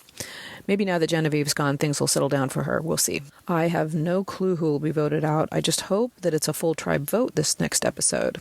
I chose Dee last week, and I'm sticking with her this week to be voted out because I think the person who is voted out will be a total surprise, and it would surprise me if Dee is the one. But that's just my opinion, and I've only gotten 1 vote-off point this season, so do with that information what you will. And finally, there have been some sweet secret scenes this season. Rizzo had a particularly touching scene in which he talked to Joe for the first time and thanked him for his kindness to Eva. He talked about his brother with autism, and it was so sweet. I have a brother with special needs, and I know what Rizzo means when he says it means so much to him when people are kind to his brother. Ah, Rizzo, you are so sweet and such a good brother. I don't know why they made that a secret scene. I don't know why that didn't make it into the episode.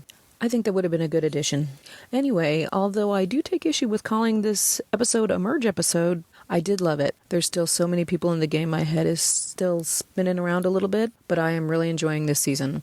Can't wait to hear everyone else's thoughts and predictions. I need predictions. That's it for me. Till next week. Yeah, that was a great extra scene. So I'll make sure to have a link to that in the show notes. Good stuff. I agree with you 100%, Jen. That wasn't a merge. And that would have, to have them all get to eat in a big merge feast, they really missed out on an opportunity there. And so they would have all been powered up for this big challenge that was coming with the super high stakes. And I don't think they wanted them powered up. They wanted them desperate to win the Applebee's Award. Yeah. I think that's why they didn't. They still wanted to keep them deprived. Because they had to and sell starving. the Applebee's ad. Yeah. Yeah, that's probably true. They needed the ad dollars more than they needed a But I dramatic agree, moment. it would have been fun to watch that many people come together around a great And big celebrate table Survivor. and Yeah. celebrate it. Yeah. Yeah. But oh well. Good stuff. Well, in the 40s, they've had this thing where they merge them and then they vote somebody off and they don't make the jury. And then the jury starts. Yeah. Yeah. But I do like that next week, they're all going to be in one tribe. And so they'll be scrambling. There'll be lots of people going for walks and such. Should have some good tribe time. Yeah. And they're going to stir it up a little bit with throwing another journey in there. Good stuff. Thanks, Jen. Next up, we got a call from Paul. Hey, Paul in Louisiana here. So, first off, I loved the episode, even though we ended up watching the end of it the next morning. Honestly, I found it to have a great balance of twists, and I guess you could say scheming throughout it all, although maybe some of that excitement was waiting until the next day to see how it all ended. All in all, though, I'm still baffled as to what's going to happen, and I hate the fact that I haven't been able to make prediction as to who's going to be leaving the game next. But I can't determine at all what's going to happen next. Now, the few notes that I have are that Tiffany likes the last two Zelda games, and so do I. Taz even shot me a look when Tiffany talked about the Blood Moon in the game she plays, because he's heard me go on about the Blood Moon while my face was buried in my Switch. And I really thought that immunity necklace was nice, but let's face it, it was cheapened by the fact that there were three of them. I'm definitely a less is more kind of guy. Afterwards, Ozzy's idol reveal to Emily got me to thinking that this might be the longest that she's managed to keep a secret, at least on the show.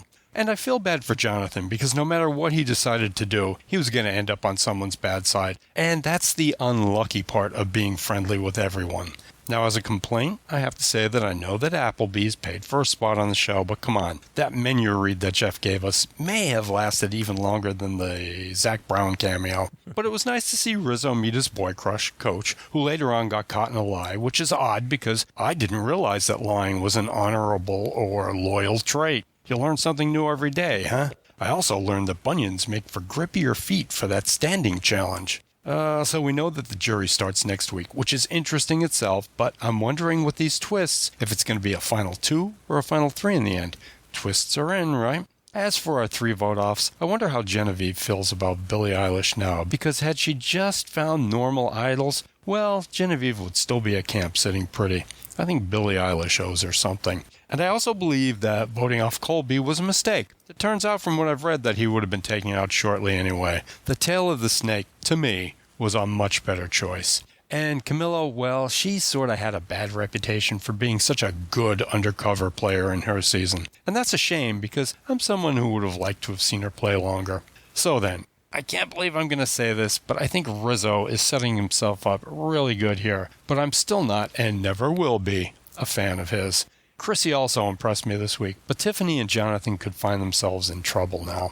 So yeah, all in all, it looks as though splitting our newly merged tribes back into 3 teams really did pay off. And there's even more payday coming because I can't wait to see all the fireworks happen once they all get back together. At this point, I'm just looking at the players I've already picked as safe, and then I try to balance things out evenly so I have options when things settle down into a less fluid game. So, that's it here. Loved the episode, can't wait for the next one, but you know what? Maybe I'll pick Joe to go. I'd rather see Coach leave, but there's that whole Christian thing that I can't get out of my head. Tell you what, I'll just wait to hear what everyone else has to say. Okay, take care. Catch you all next week. Bye. Excellent. Thanks, Paul. I can't wait to see Chrissy approach Christian with her intense strategic plan. Uh-huh. Because he's going to look at her and do the same thing that he did with Genevieve. It's like, whoa, okay. Yeah. Well, I think she needs to go now. Maybe. I don't know. Genevieve seems scarier. She is scarier, I think. But if you look closely and Chrissy's got that look in her eye, oh she yeah, could no, be too. Yeah, she definitely gets the fanatic eye when she lets it loose. I think Sari is using Dee as her shield. Absolutely. She's putting her out there and going, I'm just sitting over here doing nothing, going along, trying to, just do my thing. And this girl, boy, she's going for it, know. Put Dee out there maybe even Emily. She wouldn't say it that overtly, though. She would no, say, she would never say it at all. She'd say, she's playing a really good game. Exactly. I admire her approach to the game. Yeah. We could she's all learn awesome. something from watching her play. Yeah, she's awesome. No wonder she won. Yes, there you I go. can see that now. Yeah. Yeah, just conversationally, of course. Yeah, that's a good point, that Cherie likes her as a shield. Yep. So she may not be going anywhere. She was my next pick to go because, hey, let's just get this winner out of here. Nobody needs Dee? that. Yeah. But if Cherie wants her, may not happen. Yeah. Cherie could find someone more volatile to focus on. Ozzy's going to go with whatever Cherie says for the most part, I think. Mm-hmm. If Cherie says it's the right move, obviously you'll go, Cherie says it's the right move.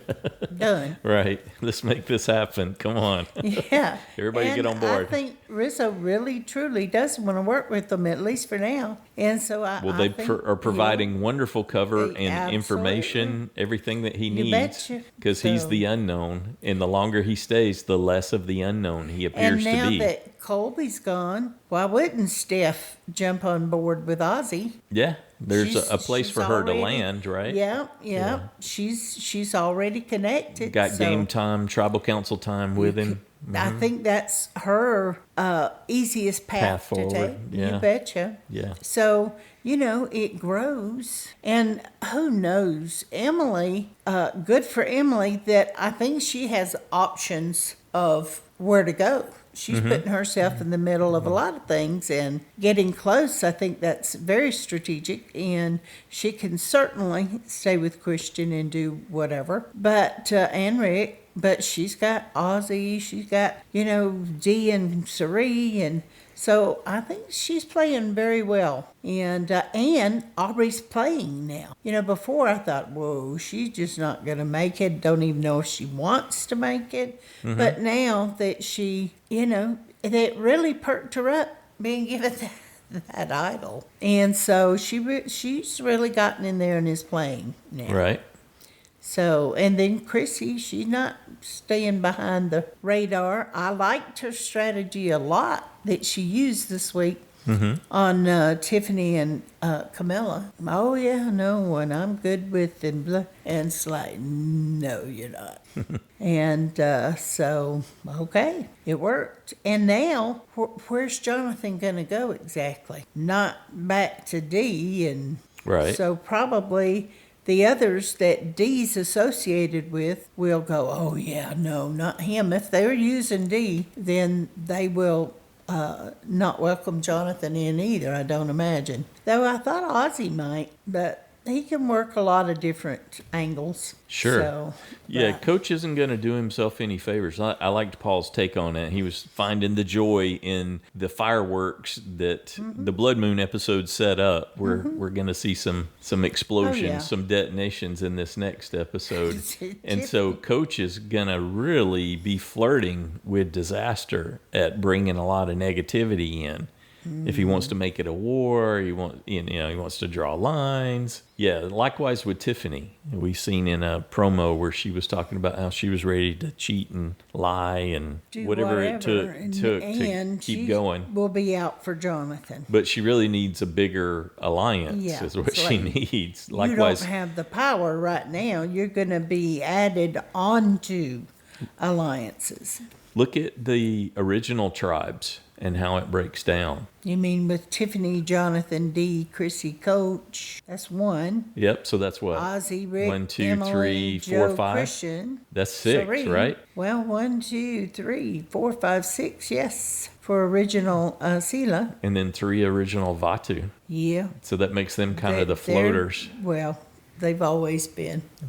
Yeah. And but Coming I from the don't, disaster tribe. I don't know that will hold true. I think Tiffany, you'd have to call Tiffany kind of a floater right now because I don't know. At least I don't know that they've shown us she's got anything really tight and locked in because her alliances keep getting split up or She's got 2 positive connections. She's got one to Aubrey because she was there for Aubrey in the new Kala. Definitely. And she's got one to Dee. To Dee, Because yes. they were together from the beginning. And so whichever way Aubrey or Dee go Tiffany could get a free ride off of well, those. that's what I mean, though. She's going to be tacked on to an alliance. But she's not she's not directing her own future in that regard. She's just getting saved. Car. Yeah, she's getting a ride for sure.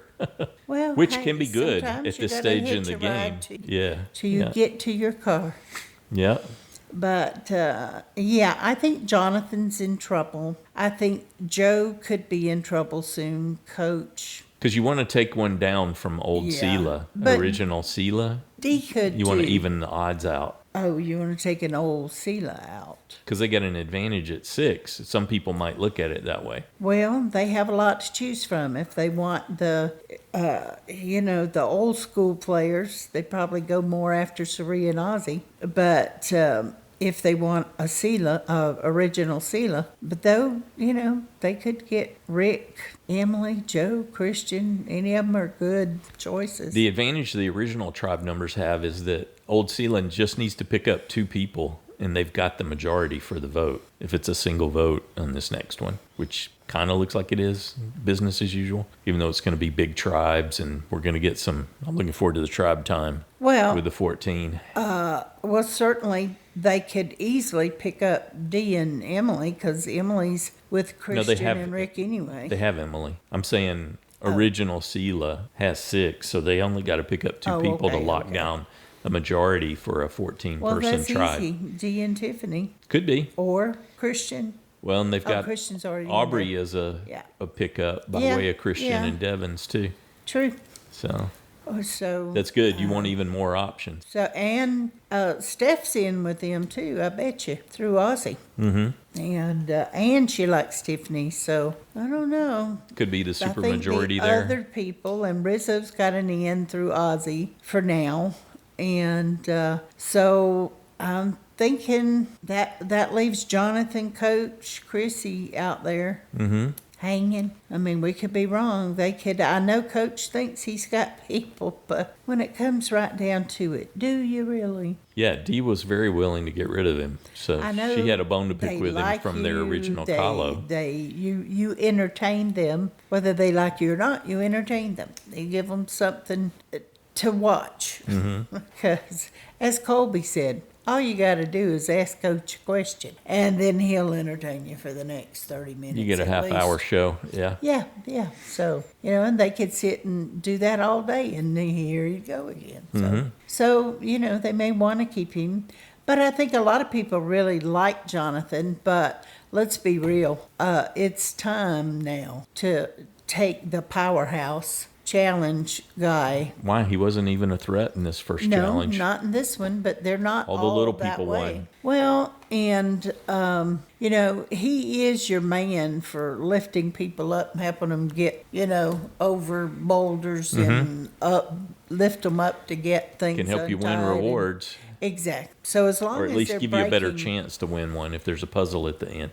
Well, yeah. And as long as they're breaking into teams to do challenges, then they might carry him on along. But if they let him stay too long, he's going to be the one at the end that they can't vote out because they can't beat him. So, they have to look at all that. But they might just be so caught up in wanting rewards and food right now that they'll keep him just for his strength. Yeah, I'd play the odds on that because he's not a individual challenge winning beast. So I'd be more worried about Dee.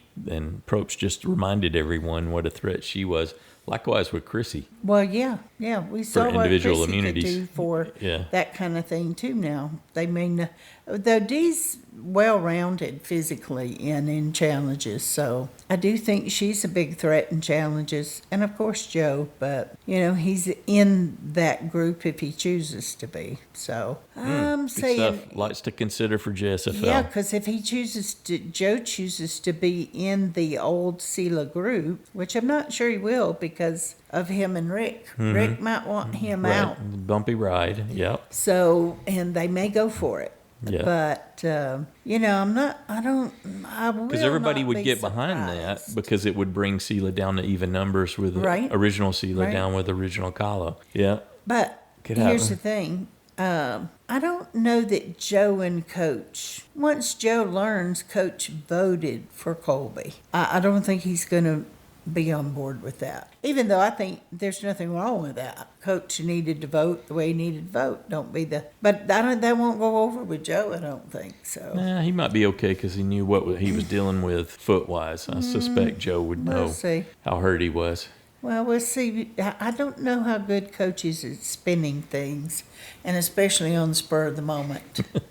Yep, good deal. Of course he could. Let's get to that JSFL update. Oh, okay. All right. There are 3 people who are tied in first place with 32 points. There were 19 USBs lost for Camilla, 13 for Genevieve, and 10 for Colby. 70 people lost a safe point for Camilla, 55 for Genevieve, and 61 for Colby. I was in that group. I had Colby safe. 18 people earned a vote-off point for Camilla, 54 for Genevieve, got that, and 33 for Colby. In the side challengers with 30 points, Rebecca's still in first place. 28 points, Anderson and Jeremiah.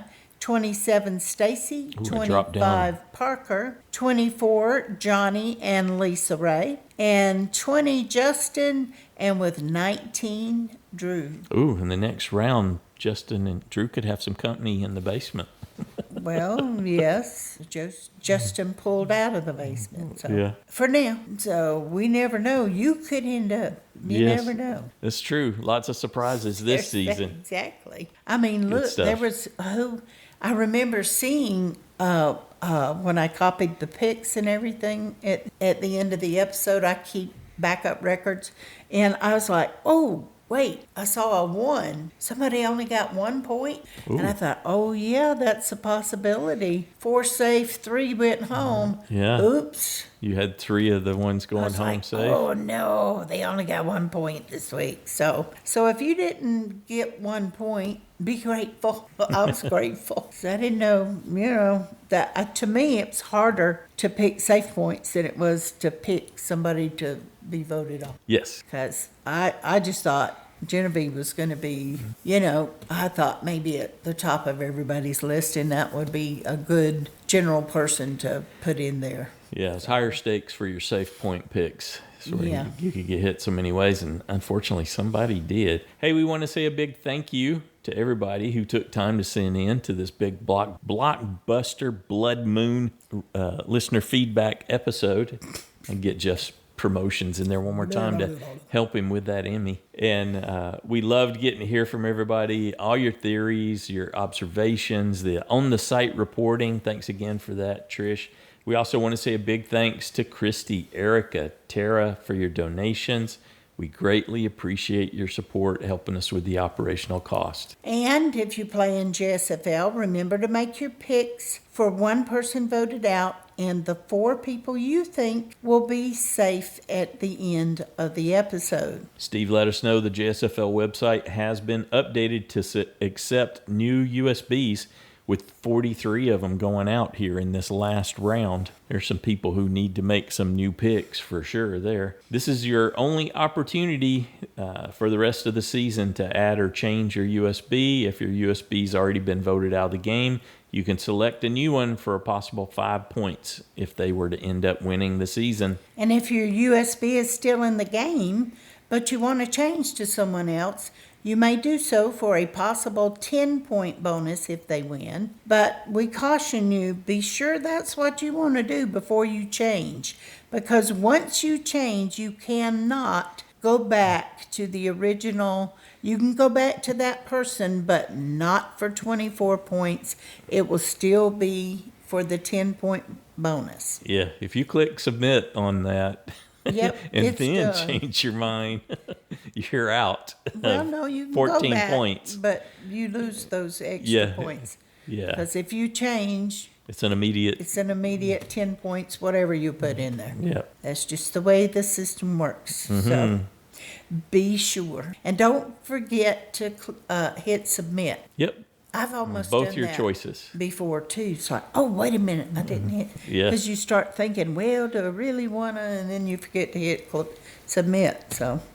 Good stuff. Well, we'll be back with Wednesday with our next recap. And we wish you all a very happy Easter. Have a good one.